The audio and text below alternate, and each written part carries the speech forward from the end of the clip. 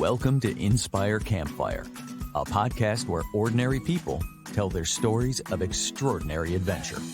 These are campfire stories meant to inspire the rest of us to light the fire within, get outside, follow our dreams, and return to tell our own stories. Ready? Let's strike the match.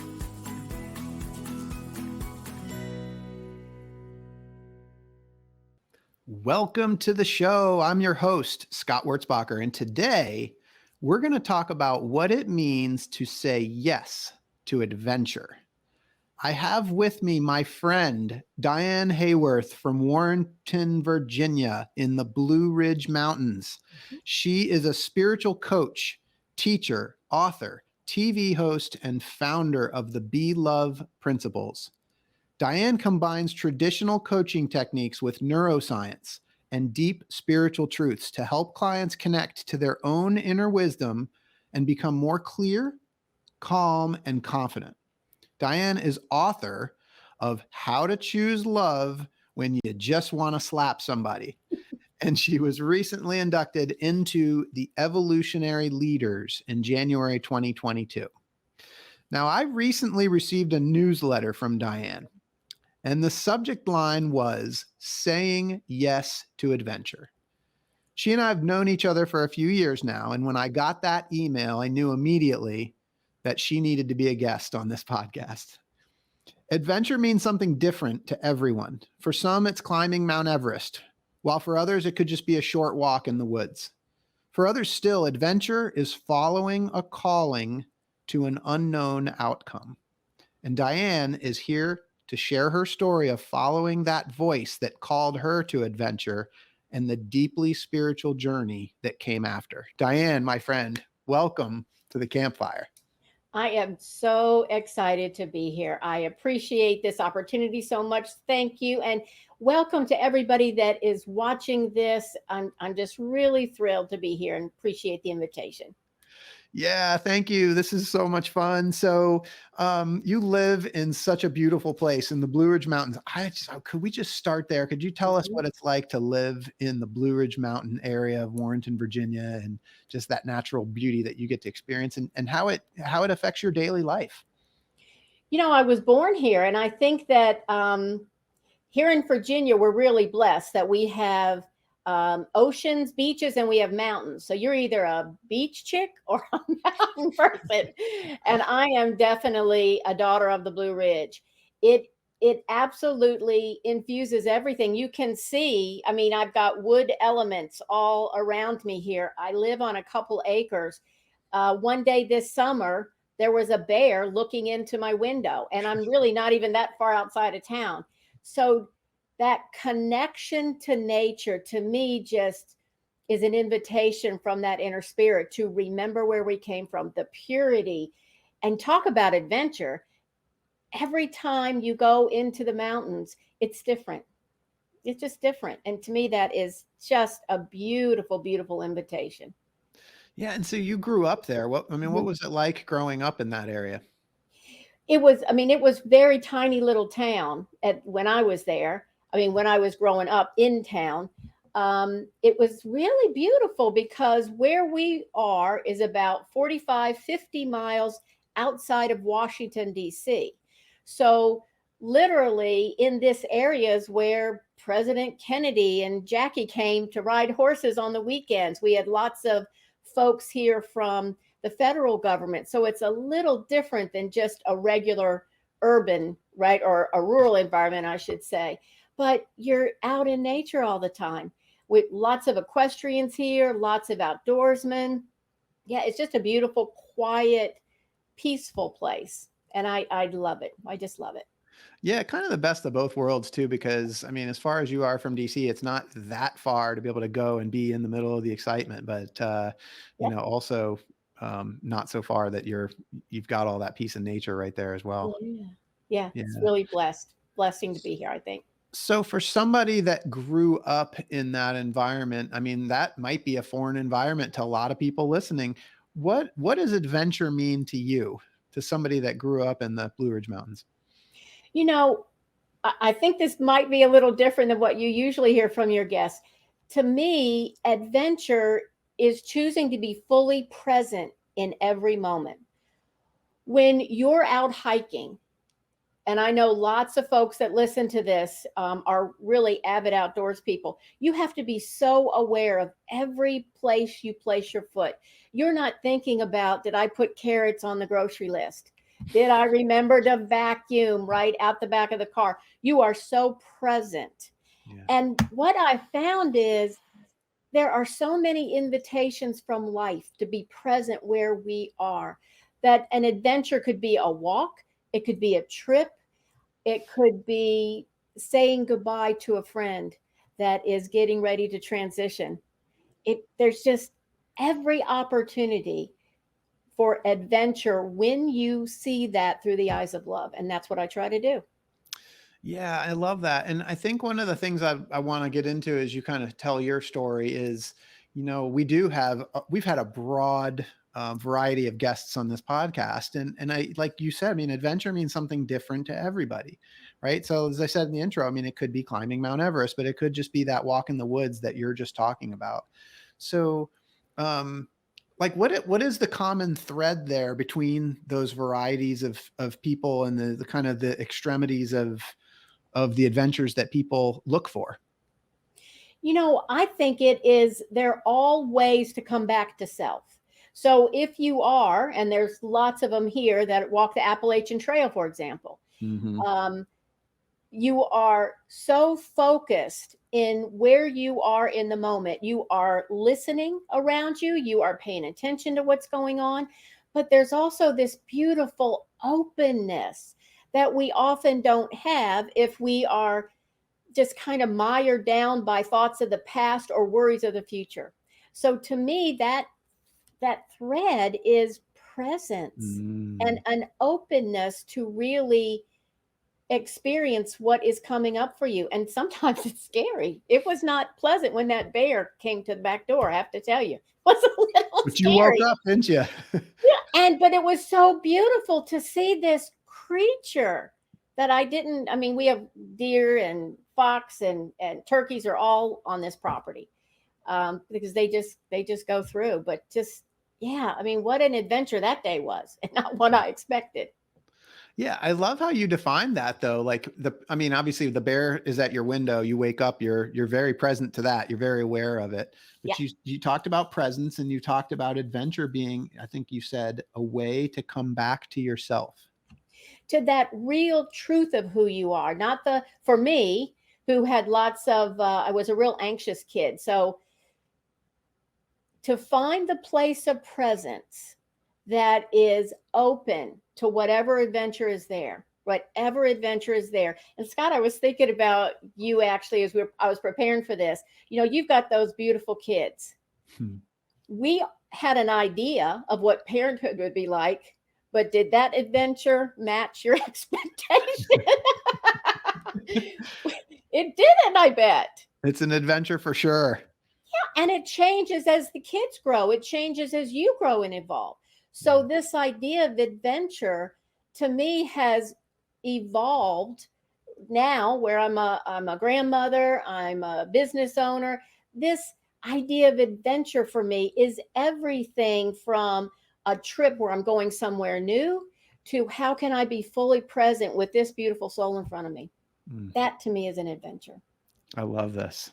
So this is going to take us right into your story and this voice that called you to your adventure.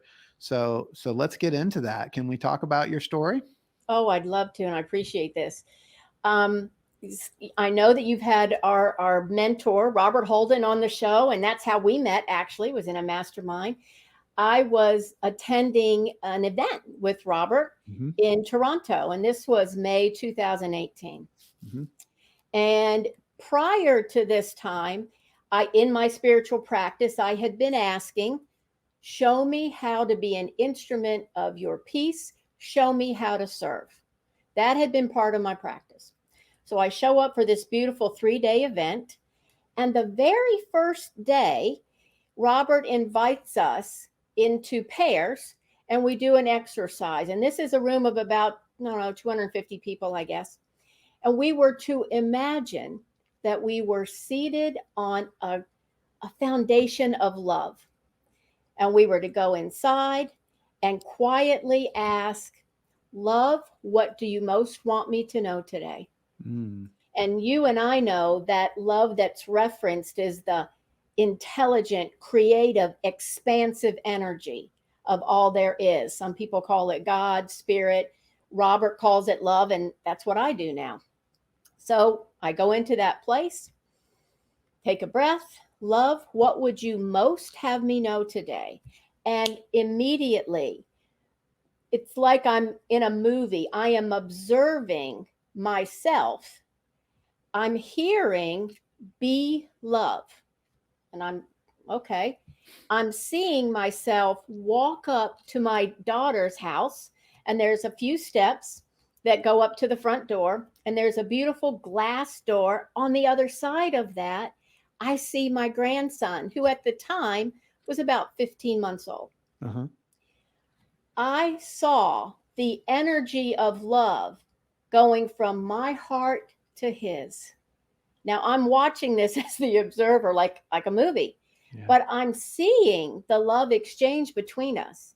And then I heard, greet everyone with an open heart without an agenda. Wow. The next second, I'm inside the foyer and I'm looking at my precious little grandson. But instead of seeing his form, I'm seeing this beautiful energy inside of his little body.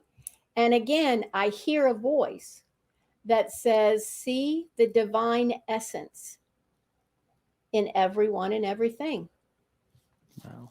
The next second, I am in their family room, and it's just my grandson and I. And again, he's 15 months old. We're playing blocks, and he threw a block and hit me in the cheek. You know, the kid's not a great pitcher at this point. He's a toddler. I get hit in the cheek, and immediately I think, oh, he's just a kid. He doesn't know what he's doing. And the voice says, forgive quickly, completely, and unconditionally. Everything goes dark for me. And it's like I could see an outline of a door. And this door starts to just gently, gently, gently swing open, just a tiny bit. And this iridescent, vibrant, golden light just starts shining out of this little door. Now, I've never been to Mardi Gras, but I think this is the energy of what Mardi Gras would be. It was just teeming with light and love and vibrancy. And even now, it's almost overwhelming, because right then I heard, you're all trying to get back here, but remember, you never left the light of the all. And what I realized was, all the love I have for my grandson is such a tiny, infinitesimal, it's nothing compared to the love that is here, not only for us, but is us. It's what connects us. And there was just this glimpse of understanding. And then it was over. And quite frankly, my first thought was, somebody put something in my coffee that day. Right. Because, what was that? Because I'm trying to, I mean, that, like, what an amazingly, like, mind-blowing experience. But you're sitting in a ballroom, right? Yeah. With all the, across from a partner who's looking at me, and I've got tears streaming down my face, and I can't talk. And, you know, I don't know what she thought.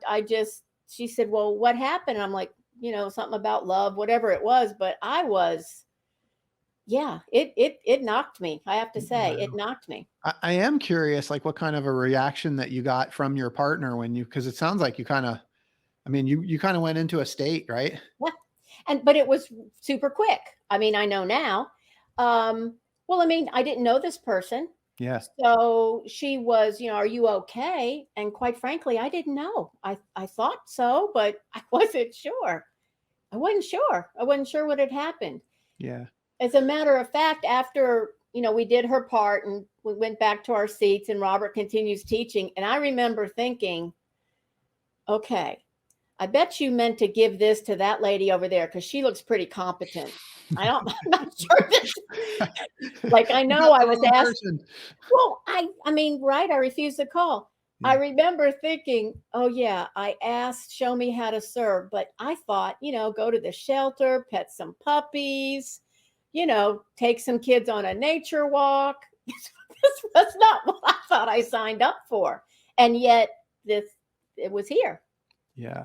This was here. This is incredible. And yeah, Robert was episode 54, and it was an incredibly popular podcast episode. I got a lot of really great feedback. So for those that heard that one, I'm sure you all can imagine the kind of environment that Robert creates that like helped put you into that place. Oh, yeah. I am just like from like a, a senses standpoint, like as you're describing this, you're talking about seeing energy and hearing a voice. Like, can you just, like, for me and for listeners, like, did you literally hear a voice Yes. speaking? And what it, like, when you saw energy, what did it look like? Well, I'm somebody that can imagine and see things. Yeah. But I don't, this is not normal for me. Yeah. Not normal for me. So it was more, it was like a movie. There's the disembodied voice that you hear.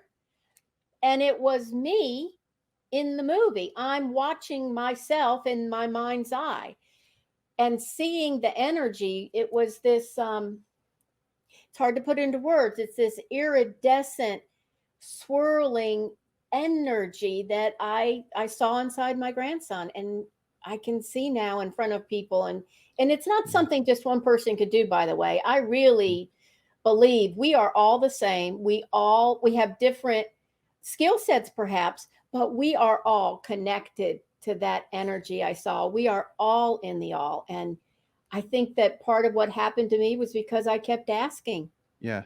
Right? I kept asking. Did the energy have a color? It was the energy in my grandson, you mean? Mm-hmm. It was iridescent and changing. So it was like there was purples, greens, there was just all kinds of things in there. Yeah. Yeah, there was all kinds. But the one at the end, that was this beautiful golden light. That was really golden. Yeah. And was the voice a familiar voice? I can't say that, it was the voice of my grandfather or anything like that, but it was familiar, and it was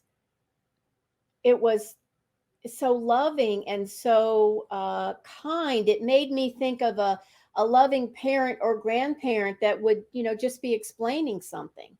Yeah. It was not scary at all. And this is from a lady who gets scared by a lot of things. Yeah. It didn't scare me. It was too loving. Yeah. Thank you for the detail. I mean, it's just like it takes me there. Now it's hopefully helpful to listeners as well. But essentially you were given 3 principles, 3 statements. Yep. 4 principles. 4. Okay. 4 principles, because remember, you never left the light of the all. That is that's the 4th that's that last one. Yeah. That's that last one. And I didn't know they were principles. I didn't know what the heck this stuff was, but I had an opportunity to use it with less than 24 hours. Yeah. Yes, I want to go there, and I'm going to make sure we come back to, like, I don't want to gloss over the part where you refused the call. That went on for months. So don't worry. There's plenty. Okay, good. I want to make sure we come back to that, but tell us what happens next. So I go back to class thinking I didn't know if I'd been drugged. I didn't know if I'd had some kind of a mental issue. I mean, this just was not normal for me.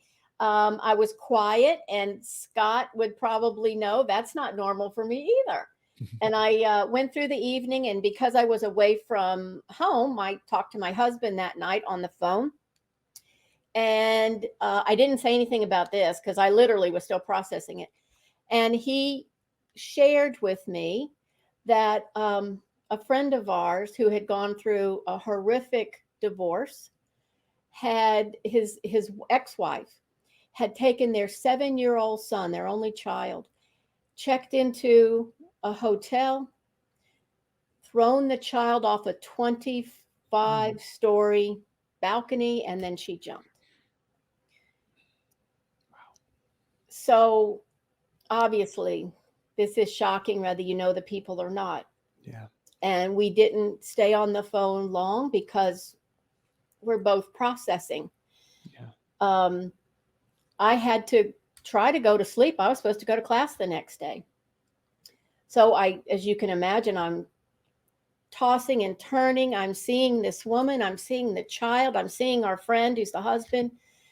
And it was very difficult. And about 3 a.m., I literally sat straight up in bed and said out loud, I know I can't do anything, but how am I supposed to be with this? And immediately I heard, be love.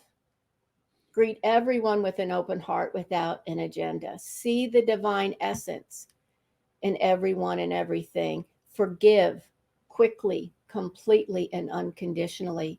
And remember, you never left the light of the all.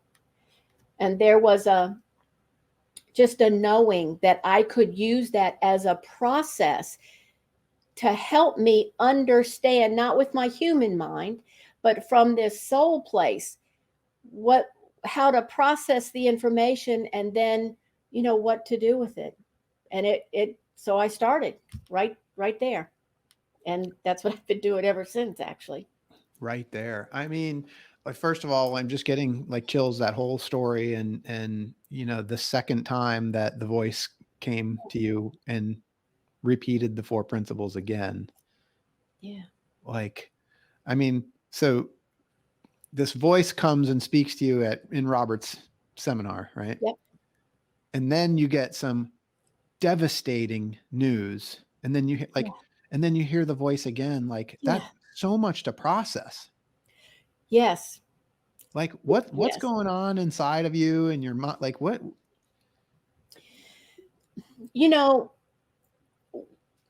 Often when people are on adventures, and I don't care if it's a physical adventure, an emotional adventure, we try to figure things out with our head, right? What is the next move? Sometimes I've found when we really relax into that instinct, that what I call the soul center, that inner wisdom, that's what I counted on to move me forward. Now, my physical body had to adjust because it was a shock. Actually, I ended up losing my voice for over a week. Couldn't speak above a whisper. And even that, I mean, talk about another adventure. I couldn't speak. By the end of the next day, I could not speak at all. So I couldn't tell anybody about this. I couldn't get information like, what do you think? What do you think? I had to process it inside. Yeah. In retrospect, it's perfect, but it was only confusing. I mean, it was only confusing at the time. But, it's perfect. It's just perfect. Yeah. So not being able to speak for a week was essentially like, Diane, you need to take a week to just process all of this and figure out what's going on. And you know what else it did?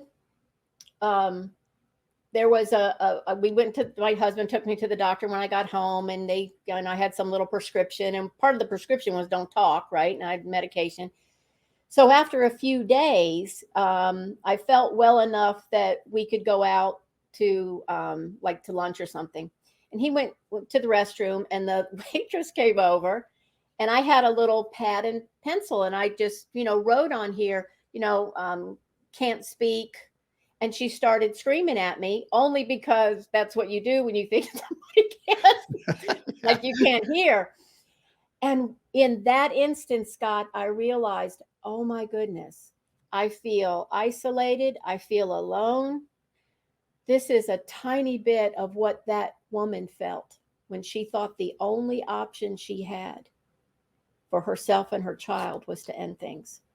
And then I started understanding how isolating it would be to be in years of depression or have physical issues or whatever it is that's happening to you, right?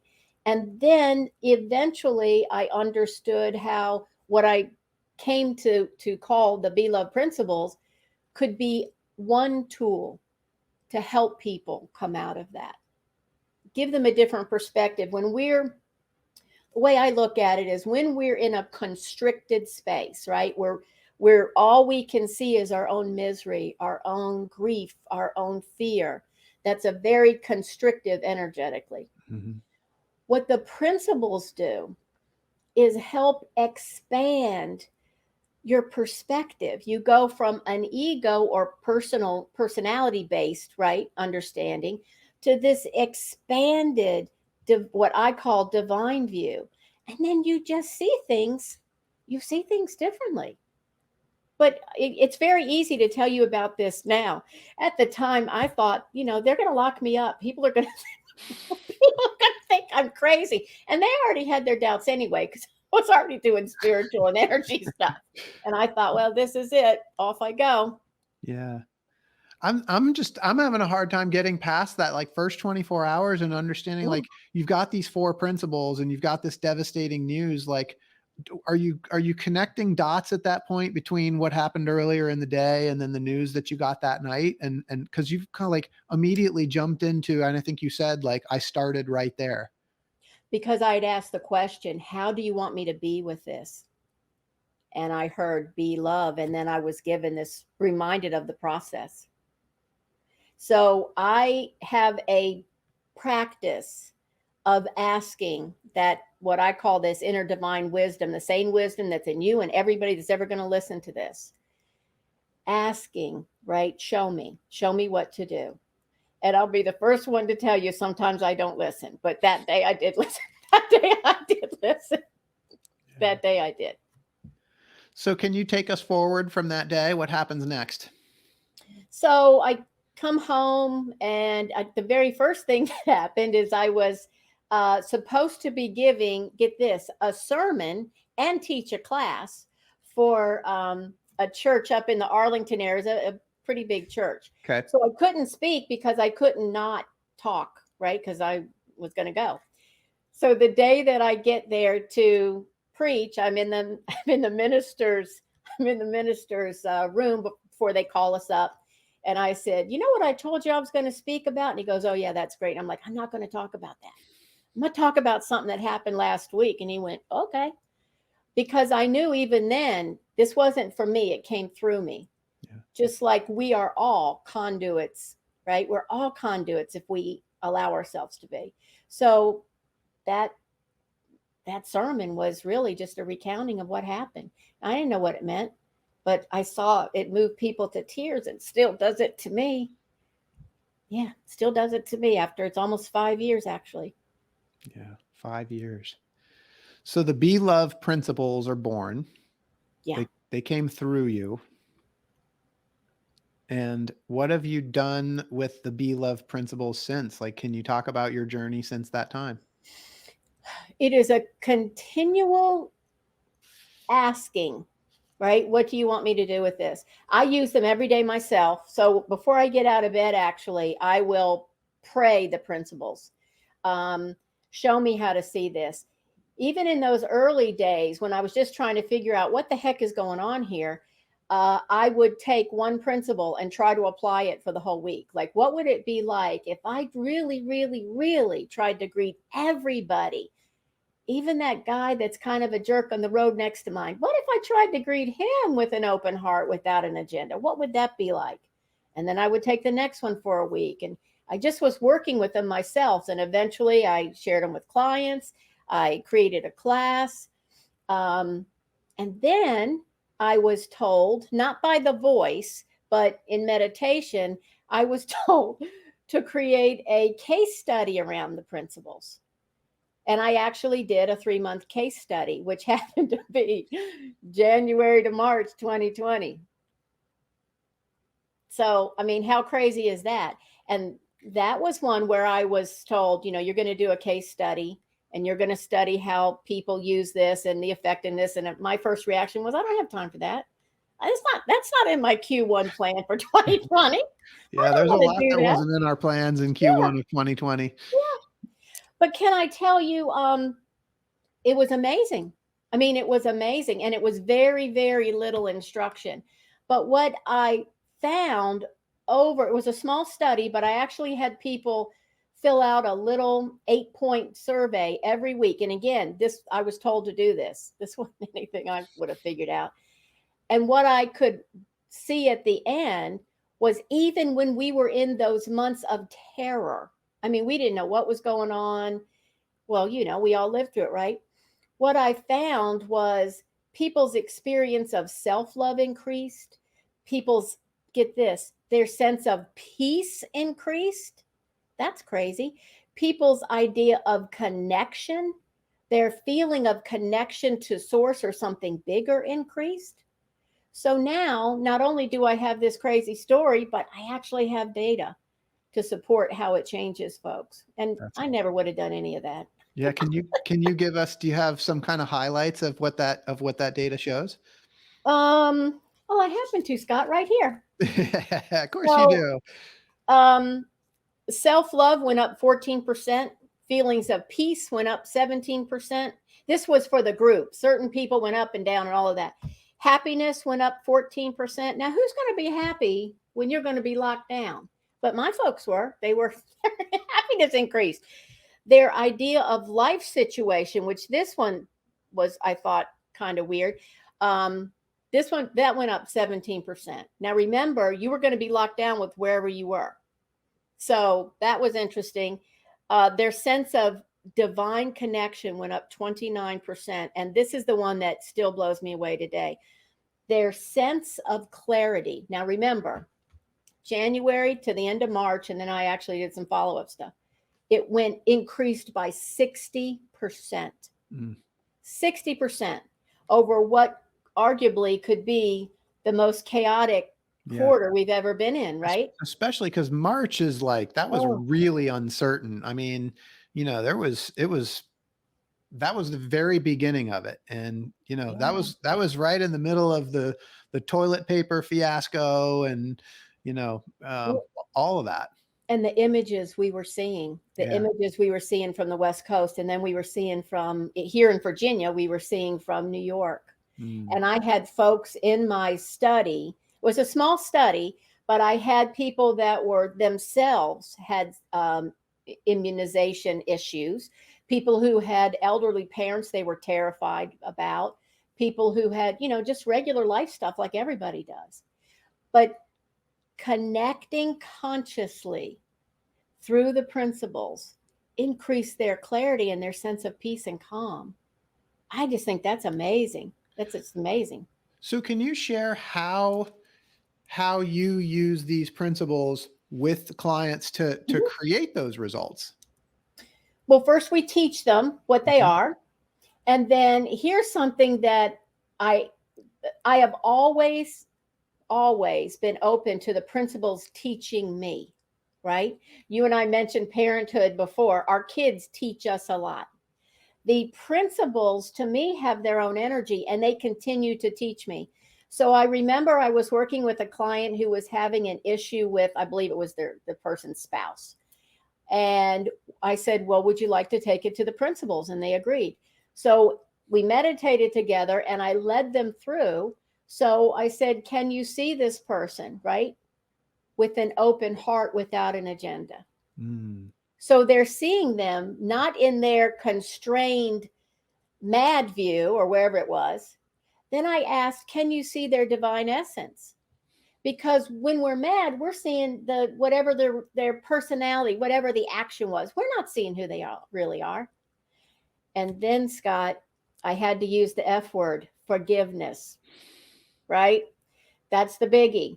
Yeah. And I don't ever force anybody into anything. This particular client was very open to it because this is, again, where I saw the brilliance of the sequence. If you see somebody with an open heart and you see their divine essence, it's much easier. Oh, I can forgive the human part of them. And then I have a practice where I have the client imagine themselves in this beautiful light, and whoever they want, they can invite into the light with them, not to condone behavior or excuse anything. What it does is just helps you see the connection we all have. Still deal with the human part, but it's so much easier to deal with the human part. I don't care if it's on in one-on-one relationships, your relationship with your health, with adventure, with your relationship to politics. But if you can look at it through that shared perspective of the oneness, it empowers you to see and act differently. That's what I found. And that's how I work with clients with that. Yeah. I'm wondering about kind of the before and after. I mean, you didn't show up at that Robert Holden event expecting this to happen. No, no, I did not. And I almost didn't go. And this was 5 years ago. And so it was that, from what you explained, it sounds like it's something that happened really in moments. I mean, like that. Yeah. It was just a very few moments. And it changed your life. Absolutely changed the trajectory of my life. I would say it's my passion, but it's more than that, because I think sometimes our passions, we choose to have passions. I'm passionate about this project or that. This is just the path. And luckily I am passionate about it, because I see how this particular tool, it's not the only tool, but this tool has helped alleviate in me and in my clients and in my students worry and concern. And does it mean we're all on top of unicorns jumping over rainbows? No. But what it does mean, we have a tool now that helps us navigate. And for me, I don't know what you think, Scott, but for me, I don't think the world is calming down. I don't think there's any getting back to normal. But I do think each one of us is being called to consciously create a more loving, collaborative, respectful world where we all can thrive. Yeah. And I think this is one way to do it. I want my politicians and my family members. I want to run a business where, as much as I can, I am acting from that foundation of love. Now, is it every day? Quite frankly, no, Scott. There's days I fall off the old foundation there, but I get back on a lot quicker than I used to. Yeah. So, I mean, you're a girl that grows up in the mountains, and this is your adventure. And this was not something that you ever imagined. It's something that you experienced, that happened to you, and it's changed everything for you. You went through this experience. Now you've kind of gotten an acceptance with it. Now you're teaching these principles. I do want to touch on that, like the fear and the doubt. Yeah. What were those fears and doubts, and what happened along the way? Well, just like I had mentioned, this had to be a mistake. I know the divine doesn't make mistakes, but maybe this was at one time, because why would you give this to me? Why would this happen right to me?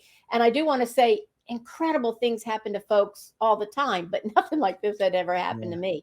So there was doubt. What am I supposed to do with this? What if I screw it up? It's just me in this tiny little place in the world. I'm not in the middle of New York or LA. What am I supposed to do with this? So there was all those doubts. But what I realized when I got quiet, doubts, fear always come from here, always come from that ego perspective. And our dear Robert, when I talked to him about it, he said, well, Diane, if you think your ego is going to carry this out, you have every right to be terrified. That sounds like a Robert answer. That's great. You should be scared, but that's not how or who is going to let this work flow, right? So as much as I can, I connect not only to my own inner wisdom, but I think of the principles as a business partner, right? They're like my partner. How do we work together to work with this? And some really amazing things have come through. You just have to get out of the way. We just have to get out of the way. That's it. Get our ego out of the way. Yeah. How do you do that? You have to be consciously aware of when the ego is at play, which for me is most of the time. I have spiritual practices that I have put in place now for years and years and years. I've been meditating for probably close to 30 years now, which was everybody thought was weird when I first did it in this little town, by the way. I can I see do, that. Yeah. yeah, I do journaling. I study A Course in Miracles, which again was another weirdo thing to do in a little traditional Virginia Yeah. town. And that every step, as much as possible, I go to the show me what's right, show me what's best for me, show me how I'm here to serve. And just like people show up. I have been in bookstores. Remember when we had bookstores where a book would literally fall off the shelf in front of me? And of course, I would go to pick it up because I'm going to put it back on the shelf. And it's exactly what I needed. And I didn't even know I needed it. So I do my best to pay attention. But I trust that the guidance that my personality and my ego is seeking, right? That it's here for all of us. It's here for all of us. I love that I actually, when you said pay attention, Pay like those attention. words were in my head almost at the same exact time. Cause I was like, that's what I was hearing. Like you talked about the book, but I mean, this voice that you heard, the energy that you saw, I think things like this, we do, many of us experience it, but we're not paying attention. I think that's a good point. And I think we also don't put it in perspective. I remember being a little girl in the 60s, and on Sunday night, we would watch Walt Disney World. No, we would watch, The World According to Disney, whatever it was. And I remember Walt Disney having a little sketch pad and talking about Walt Disney World. And my father saying, that guy's nuts. That's swamps and alligators. But he paid attention to visions. He followed that pull. And now, daddy, there's Walt Disney World has been there for 50 years. We all have these. We just maybe don't think of it as intuition or guidance, but we all get it. Yeah. So you just called it intuition or guidance. I would like to tie this back to what we talked about at the very beginning, which is saying yes to adventure. So can we let's bring this all together and talk about like your story and what this can teach us about saying yes to adventure. What I mentioned in the beginning was, to me, adventure had a lot to being present with what's going on. When I am present with the energy, what I call the energy of the Be Love principles, there are doors that open. There are wounds that are healed. There's just opportunities that occur when I say, yes, I'm here, I'm open. I'm just convinced it just wouldn't have worked that way. Because it would have been like, at my age, it would have been much more expected for me to be out on the front deck, just rocking in my chair, waiting for the grandkid to get over here. That's not what's going to happen. I really look at this as the most active part of my life. The adventure of raising children is over. The adventure of nursing my parents to the end of their days, that's over. This is the adventure I'm saying yes to. Being of service, to helping people understand how they can connect to that inner wisdom that we all have. What freaking greater adventure could there be? Yeah, to me, it's just the most beautiful thing in the world. Yeah, it sure is. What an incredible story. So what's next for you? Next, I was told, actually, there will be a version of a live class and coaching certification, because I saw what the principal showed me actually was the way to get the work out quicker is to help coaches and teachers learn it and let it spread that way. Yeah, because this is not mine. This is my honor to be the ambassador. And I say I'm the founder. They really found me. I didn't find them, quite frankly. But I didn't know what else to call myself when it came to this. I'm here to just spread this to any heart that's open to hear it. Yeah. That's it. Yeah. Okay. I love this. And with one of the things we talk about in this podcast a lot, which ties into this exactly, is this voice that calls us to adventure, right? But you have to listen, right? So, and I think sometimes, like what we just talked about, we might call it not paying attention or not being present, but that may be the reason why we don't listen to the voice, or maybe we hear it and we just kind of disregard it. Or Right? we're busy. We think we're too busy, or I'll get to that later. I've got to go watch the latest episode of Housewives or Yellowstone or whatever it is, right? Instead of, sitting in that presence.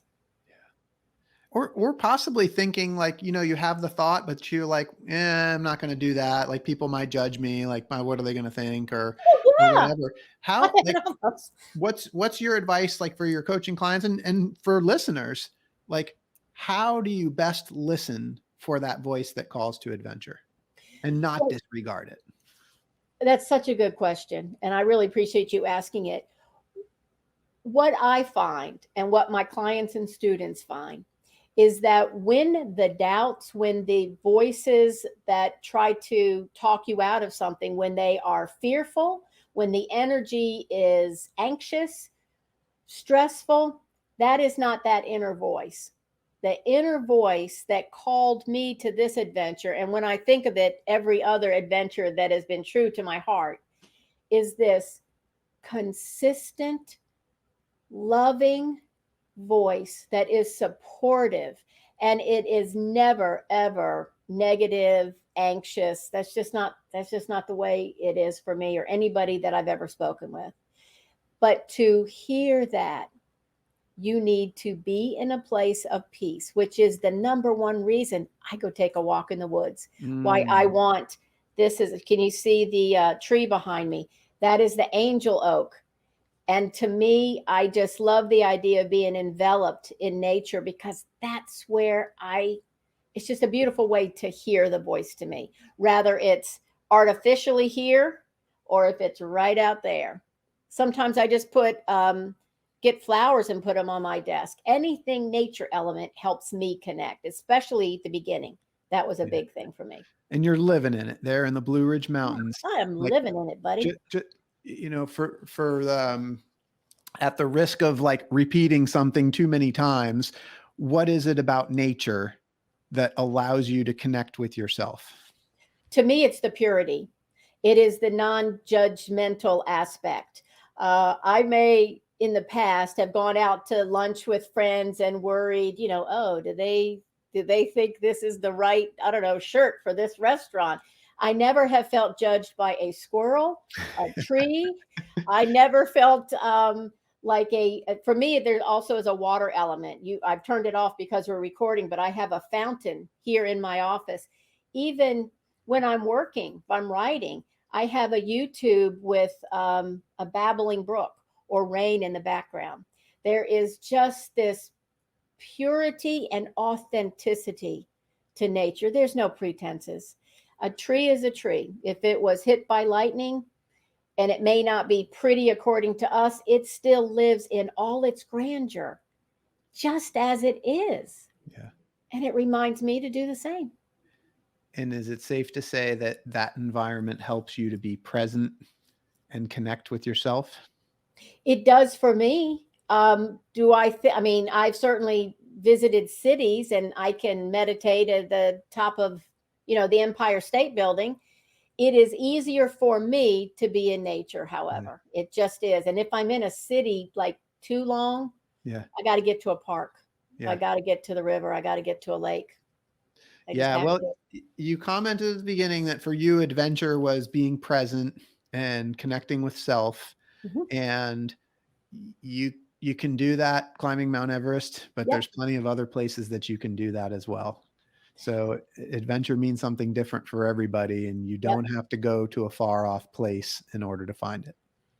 You can literally look into the eyes of your beloved pet. That could be an adventure. Yeah, every second could be one if we allow it to be. I love it.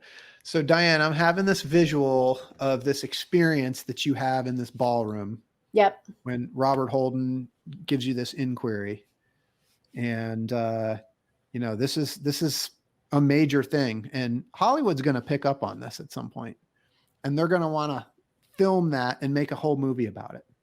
And I want to know, like, when they do the story of Diane's life, who's going to be the actress that's going to play you in your movie? Well, I would love another Virginian who is also a goofy brunette, and that would be Sandra Bullock. Nice. Sandra Bullock. She was right down the road, actually, and she's just enough Is that goofy. And yeah, I would love that. And a brunette, so yay. I love it. Sandra Bullock. And you know, Robert said Tim Robbins. Oh, So- gee, that's perfect. So Tim Robbins is going to be up on Okay. stage, and Sandra Bullock's going to be down in the audience. Yeah. Taking in the Be Love principles.